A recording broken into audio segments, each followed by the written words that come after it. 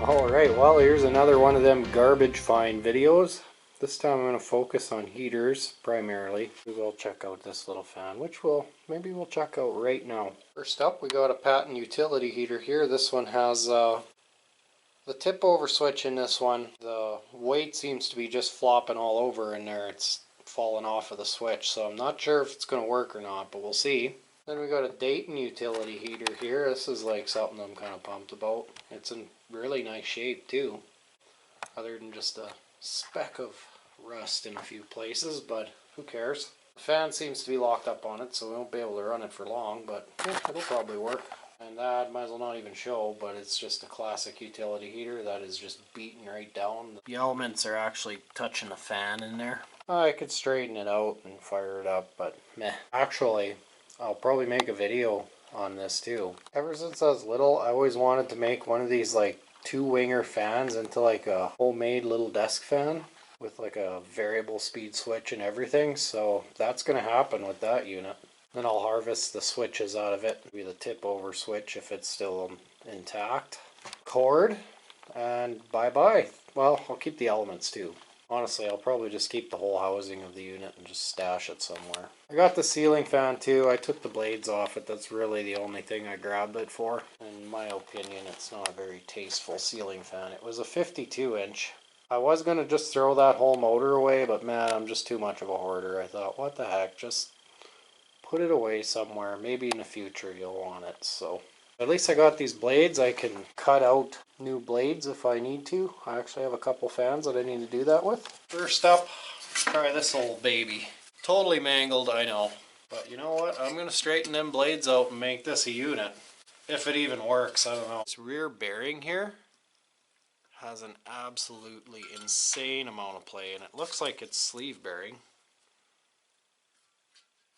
So it's just totally worn out. So this thing might not even run. It'll probably just buzz, but we'll see. Let's see if it even buzzes. Oh yeah. It's trying to do something.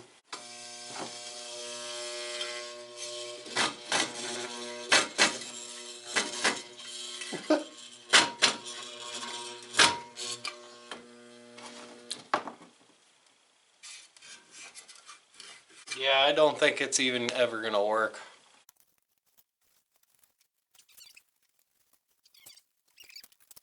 It wants to live. That one actually ripped a little bit right there. Oh, that's not good.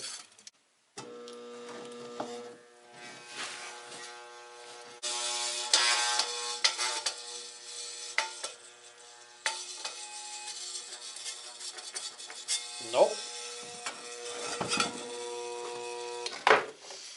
No, that rotor's binding up on the stator big time. So I guess it's a goner. Oh well. I probably won't throw it away. We're going to plug in the old patent now. It's on low heat right now. Hopefully it don't shoot sparks everywhere and freak me out.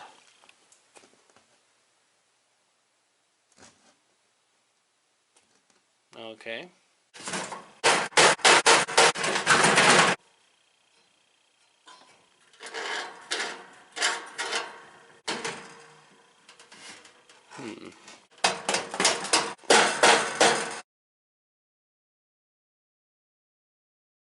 Alright, so that switch must have broke off in there, and now it's stuck on tipped over mode. Won't let the heater turn on, I bet you any money.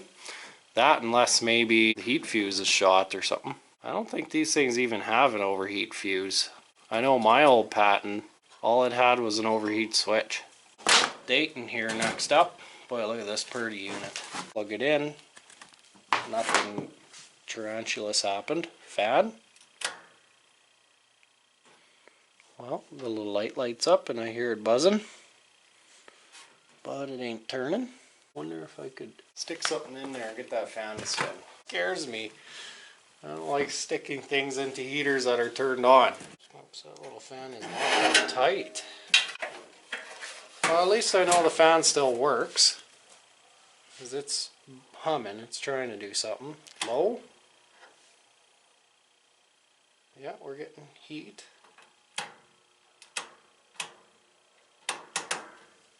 We're getting heat. I don't want to just overheat the belligerents out of it. Doesn't even smell like it's been off for that long. Cool, the Dayton works. And then surprise heater. I was really pumped about this baby. An old fan forced radiant baseboard style heater. It's a Superior. And let's see how this thing fires up. Nothing happens at all. She must have... Oh! You're kidding me. Now it's working. Oh, I guess the thermostat was just stuck off. It works! Oh, that really stinks. Oh my goodness. It's literally... It's like lighting up. Look at this. Nice. That is such a show. Smells like it's on fire. And the fan's even working. Wow, that's so awesome. This thing is just bumping. Well, I think I'm gonna go ahead and turn it off.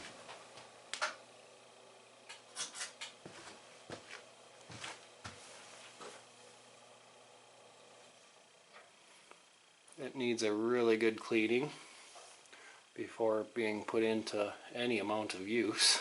Look at this, even the little fan works here. Fire it up one more time just to watch that fan take off.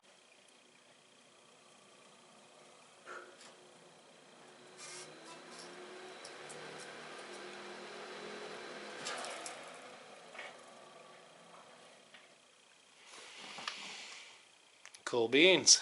Well, that's awesome. I'm really happy that thing works. The next question will be if I can get all this reflective material in here to shine up. Well, I figured I'd give you guys a little update on these heaters here. Both of them are running now. I didn't record doing it. I guess I should have, but you know how it is. Here's the original thermostat out of this thing. I actually robbed the thermostat from that heater, put it in this one. That worked out. Same exact thermostat too. Here is where one of the connectors was. Look just like this right here. It's all rusted and way overheated. Here's the connector. I chopped it off of the wire there. It was still attached to the wire in the unit. But yeah, look at that, man. She was overheating big time. I don't know if that's what maybe provoked this tip over switch to break. Maybe it just the heat coming off of that made it get brittle, or just a freak of coincidence. But here's the thing that was flopping around in there, which is the weight for the tip over switch. Anyways, new thermostat. Works like a charm.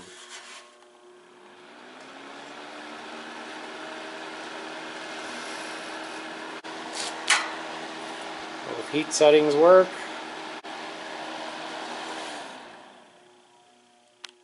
Didn't touch the fan or anything, and it spins really good. Okay, now the Dayton. Now the fan was seized up on this one. I figured it was going to be from old dirty dried up oil or grease or something. But actually, once I had a good hold on the blade and I don't know, a little over gently turned it back and forth, and all of a sudden made a couple of little crackly sounds and pieces of dirt were falling out the back bearing.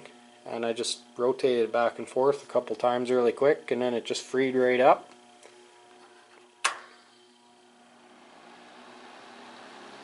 And the fan seems to be working great now. Low heat. Can't see nothing, so just have to visualize it working, which it definitely is, man. Here's high.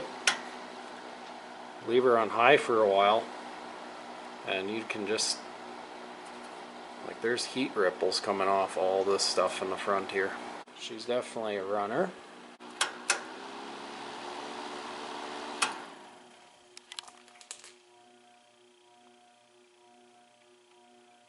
It's a little quick to stop. It probably could use some oil, but I'm going to find myself some 10 weight non-detergent oil. I know I've seen it before for these little tiny heater motors, because these motors just aren't powerful enough for 20 weight. Like that 3-in-1 non-detergent is 20 weight. It just makes them spin slow, and like really slow when they're cold. They're just way too gutless for that thick of oil. So I want to try 10 weight. and see if that makes a difference. So probably this heater will be my guinea pig. Well, I ripped this thing apart and got the fan all by itself. Here's how she runs.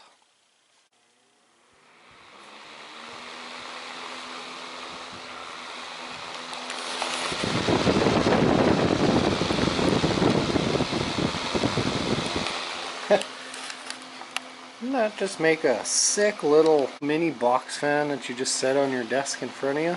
Super quiet. If you're right up close to you, it would be plenty of air movement. Yeah, I'm definitely going to do something with that now.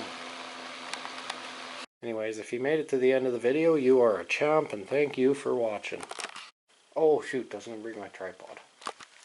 The leveling deal in there, it has some weights on it and then a switch that tells that allows power to flow through to the unit.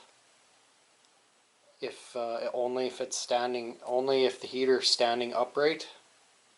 Tip over switch, okay, that's what you call it. Oh, lost a antique bottle here.